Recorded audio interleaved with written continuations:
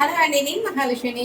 చికెన్ని ఎన్ని విధాలుగా వండినా సరేనండి, దాని టేస్ట్ మాత్రం ఏ మాత్రం తగ్గదు. అసలు చికెన్ ఇష్టపడిన వాళ్ళంటూ ఎవరు ఉండరేమో నాకు తెలిసిన వస్తే. నేనైతే ఇవాళ చికెన్ ఫ్రై అయితే చేశానండి. చికెన్ అయితే వండానండి. చూసారా ఎలా ఉందో? గుమ్మ గుమ్మలాడిపోతుందండి చికెన్ మాత్రం. చక్కగా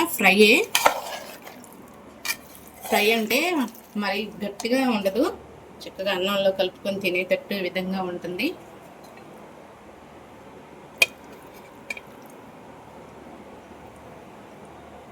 చూడండి ఎంత సాఫ్ట్గా ఉడికిందో, చక్కగా ఫ్రై మెత్తగా చక్కగా ఉడికిపోయింది. అసలు వాటర్ పోయకుండా అయితే చికెన్ నీళ్ళతోనే వండేసాను, అన్నంలో కలిసేటట్టు. చాలా బాగుంటుందండి.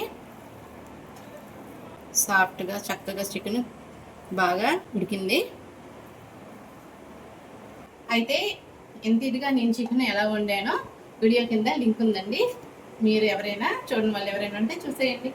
ఈ విధంగా మీరు కూడా ఒకసారి వండుకొని ఇది చూడండి, మీరే అంటారు చాలా బాగుందండి. కామెంట్ బాక్స్లో నాకు తప్పకుండా కామెంట్ అయితే పెడతారు. అలాగే లైక్ చేయండి, సబ్స్క్రైబ్ చేసుకోవడం మాత్రం మర్చిపోవద్దు.